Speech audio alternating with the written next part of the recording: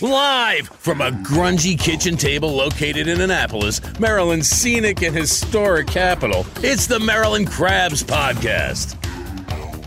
With each episode, your hosts, Tim Hamilton, John Frenay, and the occasional guest will dive in and pick apart the stuff that really matters most to you. We're too lazy to actually solve any of these problems, but we can definitely stir the pot. From schools, politics, parking in the fire lane, to those horrible people who drive BMWs. And here with this week's episode, live from the kitchen table, Tim Hamilton and John Frenay.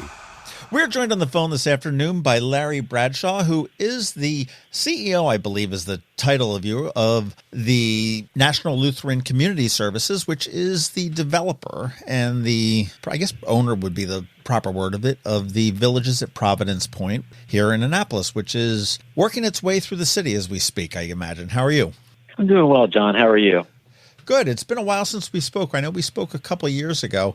I don't want to say when you just first came into the thing. I think you were already into it a little bit with the village of Providence Point, which is a senior community that is going to be potentially located on the corner of Forest and Spa Road, for lack of better words. And I know that you have gone back and forth with the city over the last couple of years, really sort of honing it down to make sure that the project is the best for you, as well as the best for the city, as well as the best for everybody that is potentially going to be living here. Yeah, I think that's a fair characterization, John. We have so just to back up a little bit, we've been involved with the project since 2010, 2011. In 2016, the previous developers stepped away from the project, and we really began to work on developing it ourselves versus having another developer.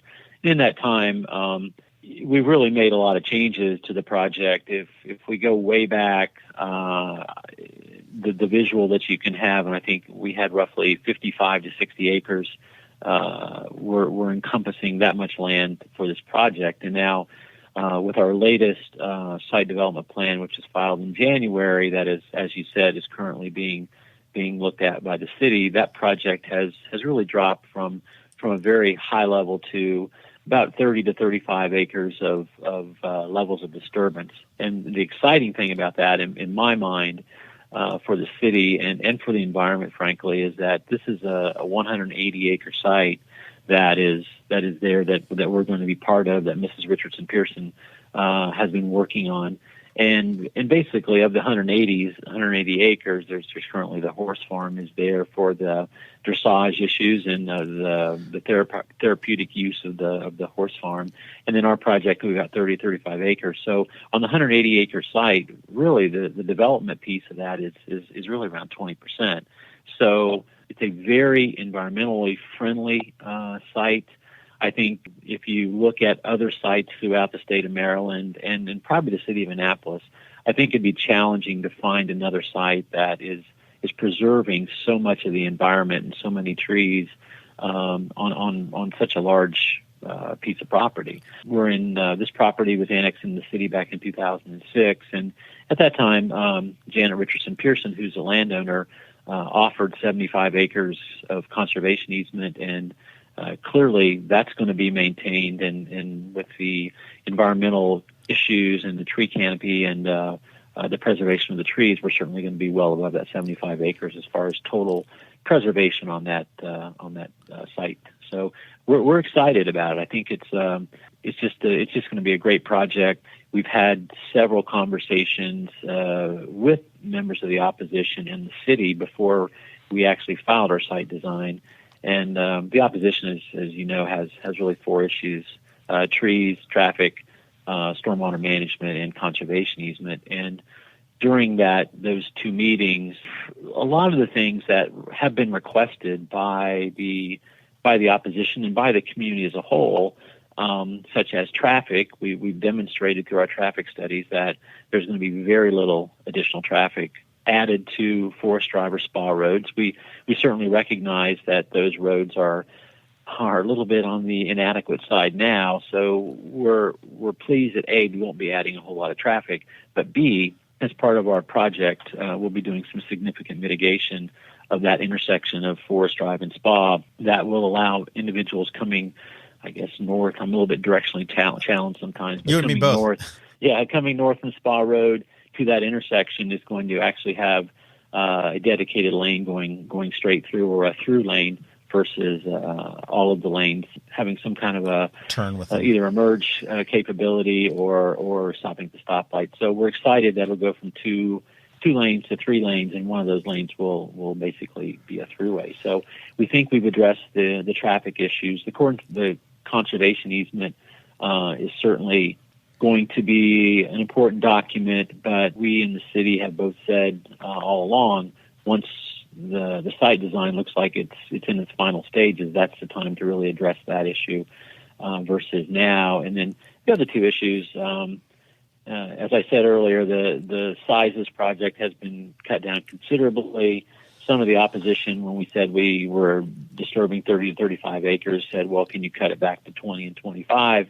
And I said at the time, no, this wouldn't be feasible. At some point, you've got to have a certain level of scale to make the project feasible. So we shared at those meetings that we wouldn't be cutting it down further, and so that's gone well. They've also asked for stormwater management to cover a 20-year rainfall event, if you will. And I'm certainly not an engineer, but our site design features, based upon our calculations, are going to actually limit the amount of runoff from our project to the waters around there. So we think we've put together a pretty good environmental case to move forward. However, as we've talked to the city and we made our filing, we were basically vilified a bit that we had negotiated in good faith, and that's just not the case. This project has changed significantly from where it was. The opposition isn't getting everything they want, and I guess if that's negotiating in bad faith, and I'm very guilty of that. Well, that's what it is with negotiation. I mean, not everybody walks out of there 100%, and nobody walks out of there with nothing. So, and that's just the nature of negotiations. Now, just to give an idea of where it was, how many units and acreage has this started, and where does it sit right now? I'd have to check the exact facts to go back, but at the very early outset of this project was part of a mixed-use development. So there was along Forest Drive, going over Spa Road, there was, I believe the number was in excess of 40,000 square feet of retail space, along with parking and impervious surfaces along there. And then our project went from that area on Forest Drive down to the south of the project, and went through some intermittent streams, and there were some concerns about wildlife corridors. But that footprint for our project was about 55 acres at that point in time.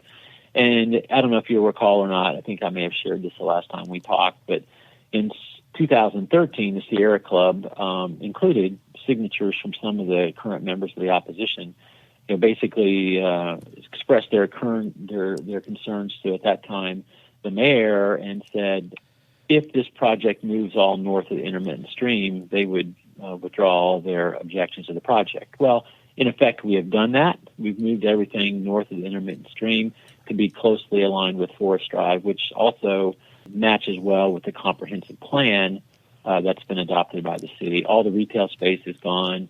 So this is a much cut down version of the original project. And of course, with retail space, you did generate more traffic. That's been eliminated.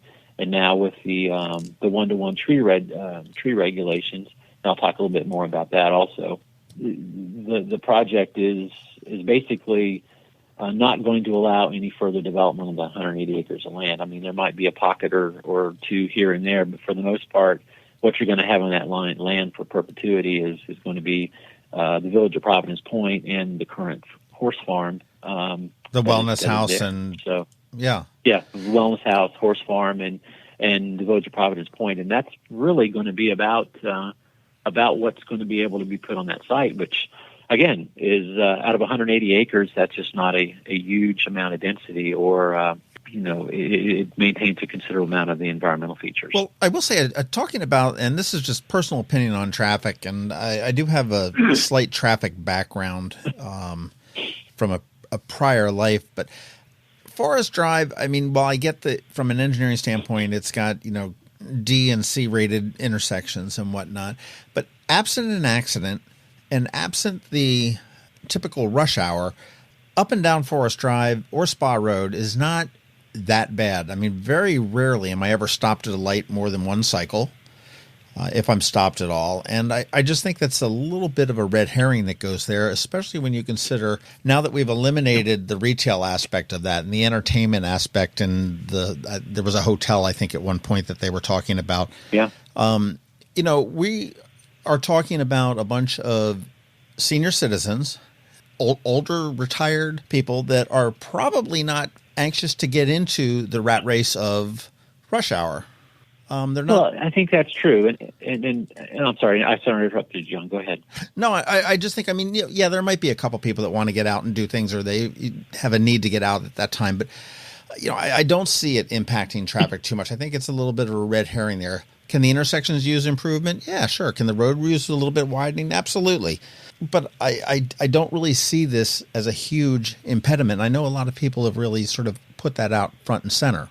Well, I think that's true, and I think the data that we've been able to generate, and actually this was also generated by the city-generated traffic study, was, I believe, it's going to generate about 60 extra trips during the rush hour period in the morning, and about 80 extra trips in the rush hour period at night, which, if you take that over a 2-hour period, is maybe one extra trip every other minute in the morning and maybe a little bit more than that in the night. So you're exactly right. It's not going to create a huge amount of traffic.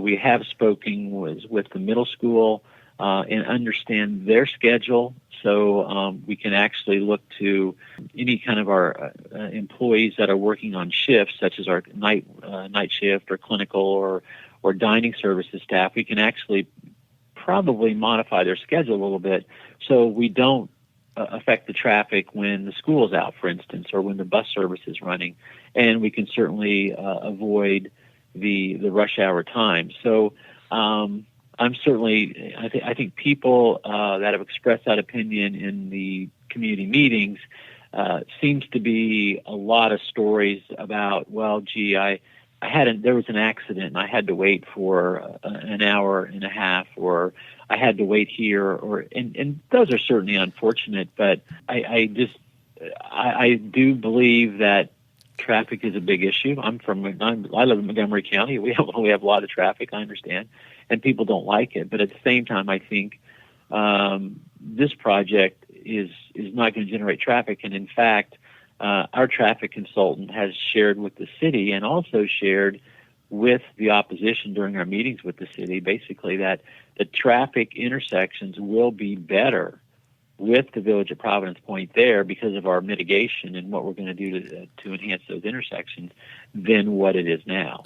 And will it be an excellent intersection? No, but it's certainly not an excellent intersection now. But I think it's a strong argument that if the Providence Point project is built there and we do our traffic mitigation, traffic will be better with the project and without. Sure, you're not going to bring it up to a smooth flowing, never a delay in the world type of an intersection, but that's not to be expected, I wouldn't think. No, and I don't think you can ever do that. I mean, sometimes accidents happen, and no matter, you're up here on Interstate 270 or the Beltway or Highway 50, big roads, and sometimes they get shut down because of traffic. It happens, and it's unfortunate when it does. But I think if we can address it the best we can, and I think it's a strong argument when they say the traffic will be better with the project and without it. I think that's helpful. At least the project is helping, not hurting, and I think that's an important point. That's true. And I think also you talked about some of the numbers of the units and whatnot. And I believe before this was annexed, there was an approved plan for a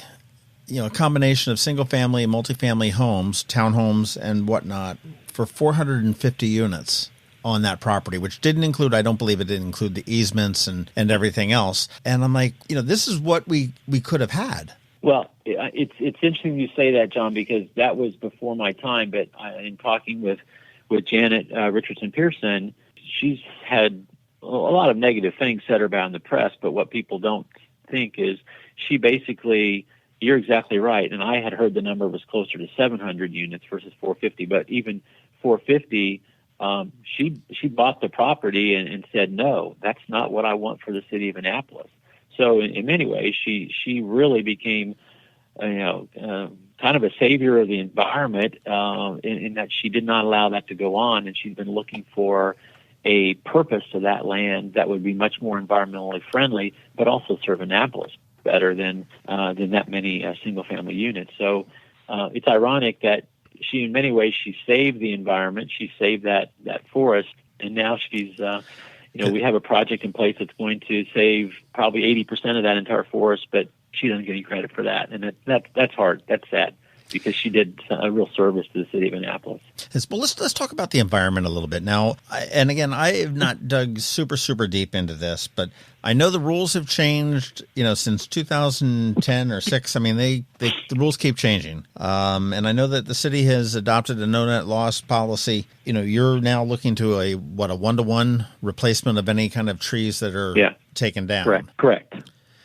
So this is where it gets a little confusing. When we were, again, having conversations with the city and the opposition, they were really pushing for the 1-to-1. And I consistently said to the group, we will meet the law. And because our interpretation of the new net loss in using an outdated worksheet was that we did not meet certain thresholds, and therefore we were not going to be required to do 1-to-1. That's how we filed our site plan. Subsequent to that, there was gnashing and wailing of teeth over that actually the city kind of talked about internally, and I think they came up with a little change in the interpretation, modifying the worksheet, and therefore really eliminating that loophole, for lack of a better way to put it. So that's part of the law. Once we get all the comments back from the city on our site plan, we intend to meet the law, which is now 1-to-1, and so that's we're in exactly the same position we pledged we would be all along. And just for people that are listening that aren't sure about the 1-on-1, I mean, obviously you can't plant trees where there's no place to plant trees.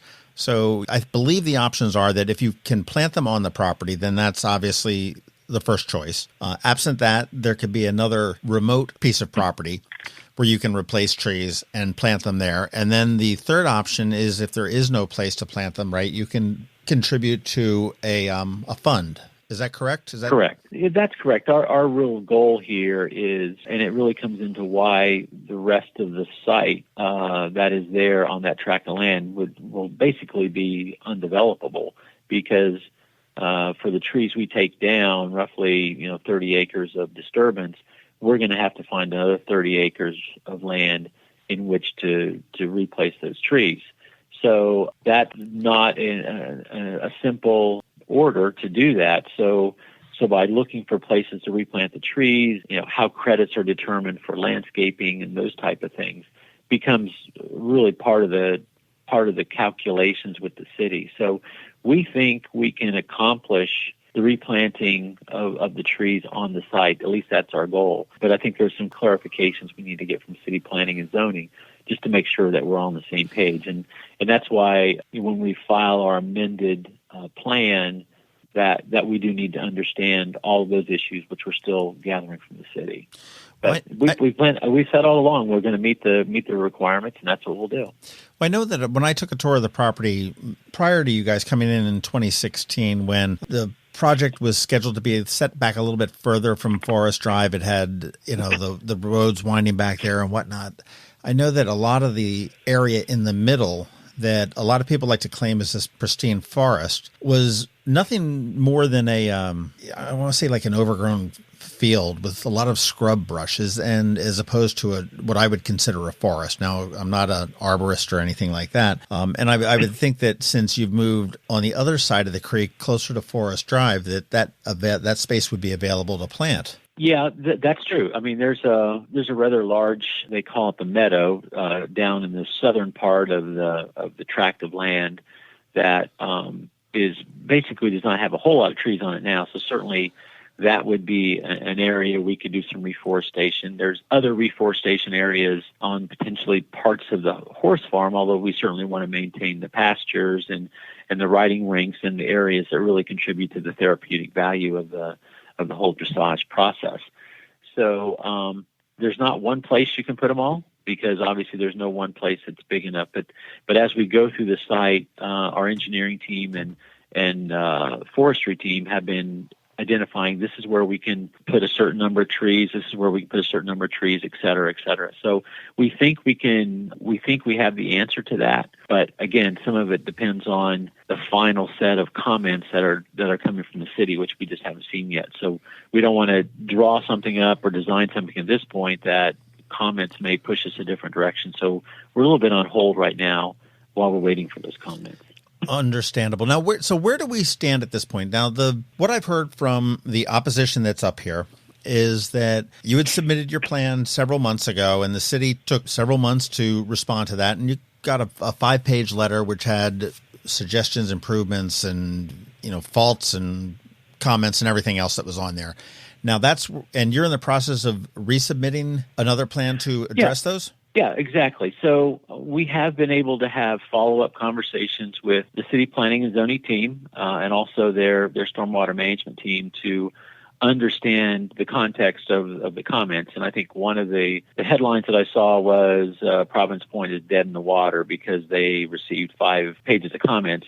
I think what needs to be understood is in the development process, this is not at all out of line. I mean, we're in the process of building a project in the city of Rockville, and I don't know how many pages of comments we got, but there was a bunch. And it happens because the plans are so technical and the regulations are so technical.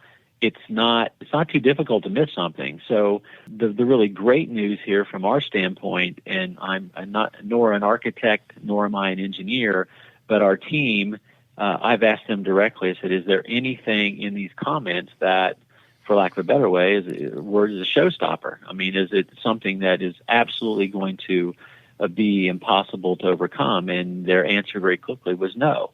These comments are very, very reasonable. They're very appropriate. We had about 3 issues that we needed to have a direct clarification, which we were able to do with the staff.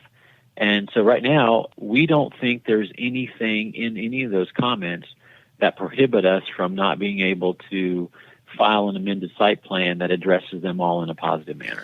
I'm just sitting here sort of snickering to myself, and I just read a report yesterday, and the city is considering doing a land swap with a developer for the public works facility. They're giving away like a 12-acre spot for I think it's like a 4-acre spot on Forest Drive, ironically enough. Mm-hmm. The committee that's studying that, the task force that's studying that, just put out their first very preliminary report on obviously, not even arguably, a much smaller project, and that had 18 pages. The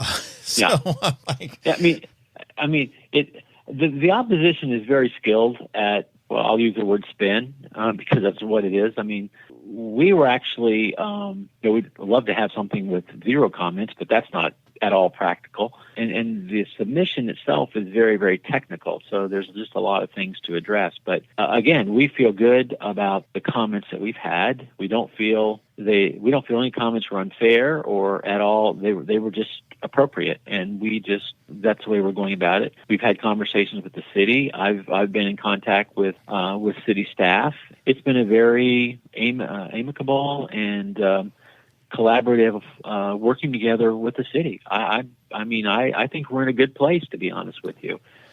We've got a few more comments we think that are coming, but I think we have a pretty good idea what they are. So we're actually planning on addressing those, even though we don't have them officially yet. But again, going back to the 4 big issues from the opposition, traffic, I think we've done as good a job as we're going to be able to do on that. I think the environment, the one-to-one, is going to be addressed. Stormwater management is going to be addressed, and the city. You've probably seen some things about the city wanting to look at some stream restoration on the site, and we're looking at that too. So there could be an opportunity to work with the city on a combination of stream restoration and stormwater management, and that'll take care of that issue. And then, of course, the conservation easement. The opposition has said they want a third-party group to kind of be the, for lack of a better way, the monitor of whether we're doing what we're saying we're going to do, and we don't have any problems with that. So in my mind, John, and this is probably too strong a statement, I believe our resubmission will address all four of those issues that have continually been brought up. The ones that we're not addressing is the opposition has said, can you cut it down to 20 acres to 25 acres and go up higher? And there's lots of reasons why that's not the best way to do it, not the least of which is the comprehensive plan talks about 4-story, 3- and 4-story buildings being closer and adjacent to Forest Drive, which is exactly what we're really looking to do. So I really think we've addressed the issues. And however, some of the opposition, and I think this was even quoted in a podcast or a video many years ago, the gentleman on the screen basically shared, if they build a birdhouse there, it's too much for me. I think for those individuals who feel that way, there's not a thing we can do. I mean, that's just going to be the way the world is. And but I think if for individuals who are looking at any kind of reasonable compromise for a project that really works well for the environment and frankly works well for the city of Annapolis, because it's going to spin off a significant amount of economic benefit to the city and is going to be a really good citizen to the community, serving seniors, and not only seniors that are in the community, but hoping to collaborate with the hospitals and other senior living associated providers. I think this is going to just be the hub of opportunity to serve Annapolis as a whole versus just on that one piece of property. I can't disagree with you on there. Now, so where do we stand as far as this? Okay, you've now got a 5-page document that says address this, and your team is working on that at this point. So you resubmit this to the city, and the city is saying, okay, well, you've addressed all these, and there may be a little bit of back and forth. What's the next steps in the process? Well, I think you've hit on it. So we will, once we get the final comments from the city, it'll take us a little bit of time to re-engineer, to make sure that our drawings and our design features incorporate these changes in the city. We'll refile that. We're hoping maybe a couple months after the city provides their final comments, we can refile. They will then take a look at that, much like they did in January. They'll review it for content. They'll review it for I won't say for approval, but they'll review it for acceptance. In other words, they will accept it, and then it will begin to go through the process. The forest conservation plan will be part of an approval process, and then it will go to the city planning commission, and then after that, hopefully, it will be approved. So there's not a whole lot of steps, but I think there's significant steps left to get this over the finish line. But again, we're focused on it. We've been marketing the community on a pre-sale basis. We have I think we're right about 100 individuals who have signed up for the project. I think, as you may know, the opposition filed an appeal with the Maryland Department of Aging, who approved our financial feasibility study. The state's decision was upheld, and so I think we're moving forward in a good fashion. It just is kind of slogging through it, but we're getting there, and I think that's kind of how the process is going to play out. If all of the stars aligned right when we hang up the phone here, the city, you now, your team comes into you at the end of the day and says, hey, we've addressed all these concerns. You submit it back to the city and they come back and everything else. What would you say is the time frame in a perfect world to actually start on construction on something like this? And what would be the time to build it out? Well, I think so. Several things, and I'll back up a little bit. The Maryland Department of Aging requires that we will have to have 65% of the units pre-sold. And pre-sold is defined as a signed residential contract and then 10% of any kind of upfront fee being provided and put in escrow.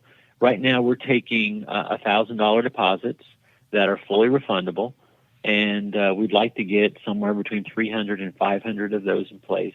And then we'll begin to transition into the 10% deposits and the residential contract. So that the magic number is around 185 units to be pre-sold. So I think we could have a rather large amount can come out of that transition if we do get to 300 or 500 deposits. Probably 25 to 30% of those individuals will transition into 10% deposits. And then so there will be some gap in there. So what I'm telling my board and or our board and our constituents is these things take probably 12, 18, 24 months to totally market. I think it's probably early 2021 before you would see construction out there, and I think that's not overly conservative. It's certainly not aggressive it either. certainly is doable. It's not aggressive. It's not conservative. It's probably reasonable. And I think if you look at the city process, I would hope that we're a year from now pretty much through the forest conservation plan and through at least have had a couple hearings from the planning commission if we're not through with that. So that's kind of what I'm hoping. So I think the critical path is still marketing and sales, and I'm hopeful we can continue to move through like that. So if I'm interested in coming into the village of Providence Point, okay, I just write you a check for $1,000 and I can call you up tomorrow and say, hey, Larry, I want that back. I changed my mind for whatever reason. And you write me a check back and I go on my way, right? Yep. All that money is put in escrow. Right. So it would be a matter of just getting it out and getting it back to you. Okay. Now, when I signed up, do I sign up for a particular unit or just, is that right now I think this is where I'm going to get a little bit in the details. What we're doing is we're taking priority deposits now. So let's say you did what you just wanted to say, and we've got 100 people ahead of you. So I would say, okay, John, thank you for the $1,000 resident deposit. You're number 101. So when we get ready to begin to transition to the 10% deposits and the residential contracts being signed, we're going to go back to number one and say, okay, you were the first on the list. What's your unit of preference? Gotcha. You're going to, at that point, you're going to pick a unit, and then we'll go to number two, and it'll be that kind of a process. Okay. But I also know that as we market this, you're going to have an attrition rate of between 35 and 45%. And that attrition is going to come from individuals whose health situations change, or maybe right now it's a couple and one of the spouses have a health issue and they have to have services or care more quickly, and we're not open yet, and they might go someplace different. So we know there's going to be that kind of attrition. And so to manage that, that's why we have basically we're looking for 300, 500, because we know people are going to drop out. And so we want to be able to transition other people and replace them as we go. Right. And then once you get your 65% of the units, and we'll say, for lack of a better term, PreSalt, which means that you've got a residential contract. Now you've come back to me and you said, okay, now it's time to pony up. You need to write a bigger check. It is, we're getting ready to build. Once you have that, that's when you can start physically construction. That's something that the Maryland Health Department regulates, right? Once we start construction, Maryland Department of Aging is still the regulatory agency. Of course, the Maryland Healthcare Commission and will have comments about the licensing of the healthcare center. But really, Maryland Department of Aging will give them monthly reports on sales and things of that matter. But we won't really have to do anything else except for monitoring until we get ready to open. Then, of course, the licensing agencies will come in. There'll be a survey done by the Maryland Healthcare Commission. Department of Aging will have to sign off on everything to verify that everything has been completed as said. And then we would get a certificate of occupancy, and the Maryland Department of Aging would allow us to basically begin to use those monies out of escrow once the entire building was okay. Okay. Now, because I thought the last time that we talked, that you said there was, and I may have screwed up where it is, but that you had, in order before you even started to sell these, you had to have so many people pre-committed to them, or a percentage or something, or am I messing that up? Well, I think there's two things. One is the current expression of interest campaign that we're in. We're trying to get 300 or 500. That's our personal goal because we want to be able to have that many people in the pipeline to begin to transition them to the 10% deposits. So that would be the next step. Hopefully during 2020, we're going to all those individuals signed up and say, okay, here's a resident contract. If your entrance fee is $500,000, we need $50,000. That would go into escrow, and then we would need 65% or roughly 180 of those contracts to be in place before the Maryland Department of Aging would allow us to break ground. Gotcha. Okay, that's exactly what it was. Okay, so you need to have those units in place as a residential contract before you can break ground. Correct. Yes.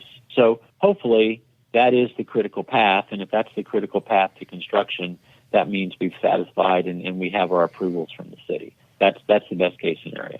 Fantastic. Well, I'm looking at you said 2021. That's an election year. They're always always challenging for development. It will be interesting to see how that plays out. Honestly, I hear and I see the opposition. I don't get it though. You know how they say that you have not. I know we've seen the things. You've ignored absolutely everything the community said about it. And I have seen the traffic studies. I have seen the statements from the traffic engineers saying that, no, we're not going to miraculously make this intersection great, but we're going to make it a little bit better. I have seen that. I mean, obviously, I think your initial submission did not have the one-to-one tree replacement thing. But again, the rules were changed on you a little bit on that. That was not a thing in 2010 or 2016 or even 2017. I don't think it was a thing. I mean, that just came in last year. And I remember former Alderman Littman tried to introduce that, and it came through as a somewhat weakened, and then it was shored up again when after the election and the new administration had come in. I can't really fault you for saying, well, you're ignoring me when you've complied and the rules were changed. I mean, it's sort of like getting pulled over by a cop and getting a ticket for doing 50 in a 45 when the speed limit was 55, an hour and a half ago. Yeah. And again, I think that, you look at the need that's going on, and we do have the fact that you've got 100 people that have given you deposits. It says that there is a need, there is a desire for this. And I'll be the first to admit this is not the most, and I don't want to say cost effective because that's not the word, but this is not the most, this is a project that's not affordable for the masses. There are. Yeah, I would agree with that. Yeah. There are plenty of people that, writing a 10% check on a $500,000 entrance fee is, that's not a problem. I mean, Jeff Bezos could do that and not even miss it. There's others that would have no way of ever being able to write that check.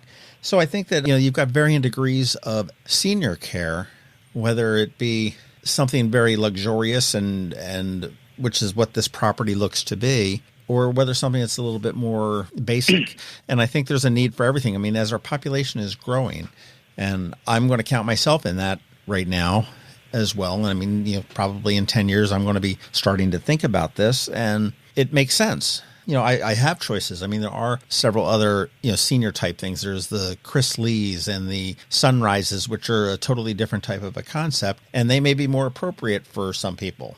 And I just don't get the opposition on, there may be a little bit of a rich privilege type thing going in there, but there's a demand for it. And, people is as evidenced by the people that have said, hey, yeah, I'm interested. Here's $1,000. Yeah, I think there's a lot of demand. I think you've hit on the nail. I mean, this isn't for everybody, but I think what we try to really help people understand is this isn't going to be the only presence of National Lutheran in the city of Annapolis. For instance, we have a program called Impact 1890 that its sole purpose is to provide grants to small organizations that are serving seniors. And so they may be serving them as maybe providing funds for home services where maybe there's mobility issues in the house. So we can partner with an organization that provides maybe a ramp versus stairways, so people can maintain independence. If there's someone who is unable to go someplace else and wants to maintain their independence, maybe there's dementia and there is a caregiver. And so we'll partner with organizations that actually provide training for family caregivers on how to care for dementia or other kind of chronic illnesses. So when you look at the village of Providence Point, that's only a part of it. The other part is our mission to expand to seniors throughout Annapolis or throughout Anne Arundel County, and then partnering with other communities, partnering with a hospice or partnering maybe with a palliative care organization for pain management. Those are all things that we as an organization look to on our mission. For instance, last year, our Impact 1890 program in Delaware, Maryland, the D.C. District, and Virginia touched 8,000 lives through various ways of impact. Some of them very simple, providing iPods to dementia patients. That there's a lot of studies out there that dementia patients who are non-communicative, you provide them with music, or you find out what their interest in music. They put them in. All of a sudden, they're much more interactive. They're much more vibrant. Part of our Impact 1890 programs will do something like that, and just providing iPods. The reach of National Lutheran is much greater, and our mission is much greater than just the village of Providence Point.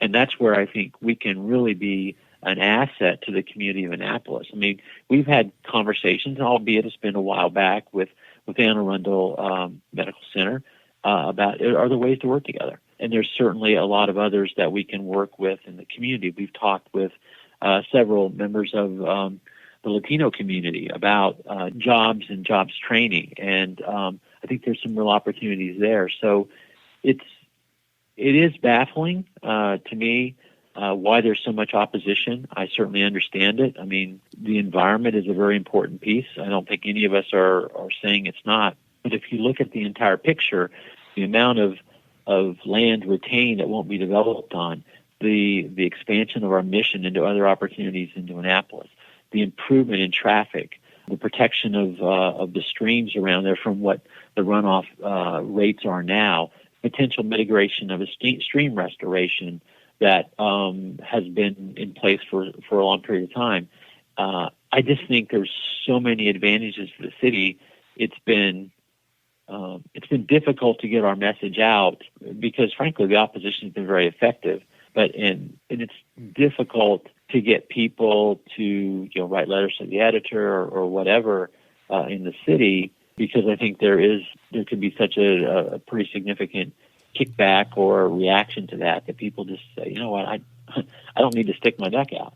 And I understand that because I've been vilified a lot in the press and called a lot of names, as is Mrs. Pearson. And I don't think either one of us are liars, or we certainly can make mistakes in what we say. But I find Mrs. Pearson to be a woman of extreme integrity and honesty, and I hope to do the same thing from my point of view. It's hard to understand, but it is what it is. Well, it's one thing that it's interesting. You talk about Impact 1890, and 1890, is that when the National Lutheran Community Services was founded, or is that a founding date? Yes. Okay. Yeah. But and as you were telling me about that, which I think is absolutely wonderful, and you touched more than 8,000 lives in the area. But as I look at the several hundred people that may move into the village at Providence Point, again, drawing back onto, this is a fairly well-to-do audience, if you will, that is going to be moving in here. Okay, and as you typically, they're very benevolent. Not everybody, obviously, but they're going to be. Let's take Impact 1890 out of it. These folks are the ones that are going to be, writing a check to Maryland Hall because they appreciate the opera and the symphony and the ballet. They're the people that are going to be writing a check to STARE, which is a reading program that's locally here, or maybe it's to the Rotary or whatever it may be. And these are the folks that are going to actually be supporting this in a very financial way to the city to really sort of make the life of the city better for everybody. It's not gentrifying a neighborhood. I know there's a big discussion right now with the Eastport section of the community down here about, oh my gosh, all these big houses and these new people moving in and so on and so forth. And it's not the old community that we remembered, which is true. I mean, everything changes, but I mean, this is not you're not displacing homes. You're not taking a population and moving them out. You've found a place that is very suitable for another population to come in. And that population is actually going to be very supportive of the city and the community as a whole. Yeah, and I think you've hit it right on the nose. I think in addition, I did talk about Impact 1890, but I didn't mention that our current residents in our communities, volunteer 10,000 or plus hours every year in the service of schools, hospitals. One of the great things we do at our Virginia community is we have a group there called the Flying Fingers. And the Flying Fingers are all residents who all year long, all they do is knit hats and scarves and mittens. And then at the end of the year, around Thanksgiving time, they provide 350, sometimes more than that, sets of these hats and scarves to children who are going to Winchester schools and also Frederick County, Virginia schools. And these are children who would not have hats or scarves or mittens to wear if it wasn't for these residents. So, Impact 1890 is important, but the residents, to your point, they are benevolent. They are interested in community. They provide hours. And, if we get away from the hours, we can go into the economic benefits. These are also going to be individuals that are going to go to the restaurants in downtown Annapolis, as you said, serve, go to the community theater. They're going to be there, and their purchasing power is going to be significant. So in many ways, it baffles me because there's so many good things to come out of this, and the things that people are against, the environment and traffic. I think we found a pretty interesting solution to that. As we wrap up here, Larry, I want to who is this community for? Okay, this is for a senior community, and from what I understand, you need to be able to walk in. So you're not going to be able to be, need nursing care to come in, correct? Well, the rules are pretty specific. So this is a community, because Anne Arundel is a certificate of need county. We won't be able to get a certificate of need for skilled nursing beds. However, under the continuing care laws, you're able, when you build a new community, you are able to provide a certain number of skilled nursing beds. So to come into the community, you would have to pay an entrance fee. So you would basically have to come through the continuum. And now, is that a return on investment type of a program there? If you pay the entrance fee, some of that comes back to your estate once, if you pass? We have three options for that. One option is one that doesn't have a return on the investment, which is the lowest cost, and it goes up to a 90% return on your investment, and of course that's the highest cost because much the same way insurance companies and pension funds are able to maintain fiscal integrity, if you will. Right. It's the same way here. So. So there will be three options. There will be no return on investment, 50% return, and 90% return. And then the costs go up with that. And, of course, the opposition, when they mention the level of entrance fees, they mention the one for the biggest unit and for the 90% refundable fee. So it tends to skew it a little bit, but, that is what it is. So to get back, so you would, if you were a single person and you came into independent living, you pay your entrance fee, and then we would hope you would maintain your independence as long as you could. But as you needed more care, you could certainly go to the assisted living or the skilled nursing. And that's the only way you could access the skilled nursing. We, by law, will not be able to take somebody in from the outside directly into skilled nursing. Okay. Correct. We can take people directly to assisted living, but not to skilled nursing. So if you were a couple, maybe one was very healthy and the other had some needs, you could come into the independent living unit. And if the one who had some needs tend to progress in a more accelerated fashion, need more care, then they could, because they paid the entrance fee and went through the system, then they could access transition over. And what is the minimum age on this? The minimum age we have is 60. From a practical standpoint, I would expect the average age to be probably 78 to 80 when people actually move in. That from my experience, that's about right. You might get some people, maybe the average might be 76, 77 in the first generation of residents, but it's going to be over 75. for sure, and I would guess probably closer to 77 or 78. And I would say, too, that this is a much different senior community than, and by community I'm talking about people, than you or I would have experienced when we were younger. I mean, when somebody hit 65, I mean, they were homebound. They never went anywhere. Today's seniors are traveling. They're out. They're involved. They're volunteering, and it's an active senior community. I mean, there's going to be activities and everything else for the people that are the residents that are there, right? Oh, absolutely. It's going to be. I think this is going to be a very vibrant community. And not to digress, but we had a resident of our Village at Rockville community who just won again this year. He wins it about every year, the Senior Olympics. He's 96 years old, and he's still winning gold medals in field events. God bless him. It's just incredible. Yeah, it's going to be a vibrant community, a lot of activities, a lot of transportation. We have a small footprint in the skilled nursing and the assisted living because individuals now, to your point, when I came into this business in 1982, I think it's fair to say a whole lot of people that were in skilled nursing at that time probably are still in independent living now, only because of the opportunities to age in place through home health or home care. It's just a very different community. When I came here to National Lutheran, the Village at Rockville had, and that was 10 years ago, the Village at Rockville here in Montgomery County had over 5 individuals that had been in skilled nursing for 25 years. Unheard of. That's just unheard of now because people don't go to skilled nursing to live. And, 30 years ago, that would have definitely been the case. So, yes, it's going to be much different. It's going to be more vibrant. It's going to be more electric. And it's going to be, we expect this population to be active, not only physically, but mentally, advocating for what they want in the community. And so it's going to be a lot of fun.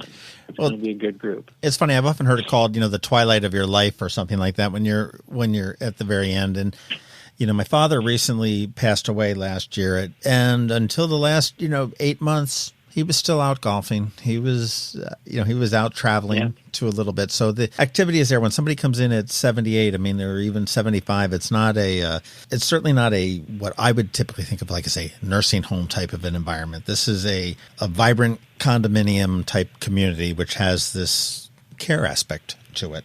Yeah, and I think you're exactly right. There was a phrase coined by a person who's been in this industry for a long time that I latched on to several years ago. Live long and die fast. And there's actually charts that show a person's longevity, and it's growing, and then it just falls off a cliff because people stay so active. And frankly, the advances in medicine and healthcare have been significant that people have a lot more opportunities, and we continue to think that's going to be very prevalent at the Village of Providence Point. That's true. It's funny. I was just reading in the Capitol paper today. There is a group of veterans spanning several different wars that meet monthly at Killarney House up in Davidsonville. And they said the only criteria to get in is that you need to be a veteran, but you need to be able to eat and greet, to be able to talk and be personable. And there is a brand new member they just signed up who is celebrating his 100th birthday coming up. I think he said it's on next Monday or something like that. And I think that's just absolutely fantastic. There's a guy that's 100 years old, a century old, that is, going down to Killarney House, having, I guess a beer and a hamburger or whatever he has for lunch, and getting together with other World War II vets and Vietnam vets and Korean vets, just living his life on it at 100. And that's almost the norm at this point. Yeah. To see something like that. Yeah, you certainly hear it happening more and more, but that's exactly right. And that's the kind of community that, that we'll be striving to develop at the Village of Providence Point is, individuals of all ages, of all backgrounds, and certainly there can be specialized groups such as that you just described. But it's, I go over to our communities, at other communities, whether I'm there at 8 o'clock in the morning or 8 o'clock at night. Usually you can find a group that when you continue to go over there, you see the same group over there, and they're solving the world's problems. It's just a lot of fun to see. And that's what we can expect in the Village of Providence Point also. I'll tell you, Larry Bradshaw, I won't keep you any further. If anybody is interested in the village at Providence Point, just to learn a little bit about what it is, perhaps put a deposit down, perhaps I would say get a tour, but there's no tours available at this point. But I encourage you to go check them out online. You can get them at villageatprovidencepoint.org. If I got that right? You do. You have it right. How about that? Well, if anybody has any questions or something like that, on the website, they've got a contact us page. There's a form that you can fill out, or you can send an email to info@villageatprovidencepoint.org. And depending on what your question is, Larry or somebody on his team would be able to get back to you and answer your questions. And I would also take a look at National Lutheran Community Services and just see some of the other communities that they own and manage and run throughout the area and see what it's all about. I think it does add something to whatever community they're in. And I am not an opponent. I am a proponent of this. And I haven't been too shy about that for the last couple of years. I mean, I think the changes that you've made have made a lot of sense. I think that it is a very good compromise. And I got to realize that I think that you're not going to get 100% of what you wanted, because ideally you would like probably all the acres and all the buildings, and they're not going to get that birdhouse that they said they want. Agreed. And John, before we go, I would be remiss if I didn't plug us. Just today, we were notified that National Lutheran Services is the best workplaces for aging services, from a Great Place to Work in Fortune magazine. And I believe we're the only organization included in both Maryland and Virginia. So we're really happy about that too. Not a bad deal. And hey, if you can bring jobs to Annapolis, I think that's a good thing. I know that some of our Hispanic and Latino communities are always looking for jobs, as well as some of our underemployed residents that are living in parts of the city that are looking for jobs that have some transportation issues. And I think this would probably be a very big asset to them. I think so too. And as I said earlier, we're having those conversations. We'll continue to have those conversations. And at the end of the day, we just want to be a really great neighbor in the city of Annapolis. Want to provide opportunities for not only our residents, but also our employees. And I think we'll be successful in that. Well, I'll tell you, Larry Bradshaw, the CEO of National Lutheran Community Services, who is the developer. That's hard. It sounds like a bad word, but the developer of... How about we call it the sponsor of the Village of Providence Point? How's that? That will work. The sponsor of Village of Providence Point. Thank you very much for your time this afternoon. And I look forward to hearing, what the next steps are, and, seeing as this project moves forward. John, always a pleasure to talk to you. And hopefully next time we talk, we'll have some really great news to share. That's what I'll be looking forward to. This has been the Maryland Crabs Podcast with Tim Hamilton and John Fernay. Sure to follow them in all the regular places: Facebook, Twitter, YouTube, and online at themarylandcrabs.com. Take a moment to rate us on iTunes. Now, get the hell out of my kitchen. Seriously, go! You're still here? It's over. Go home.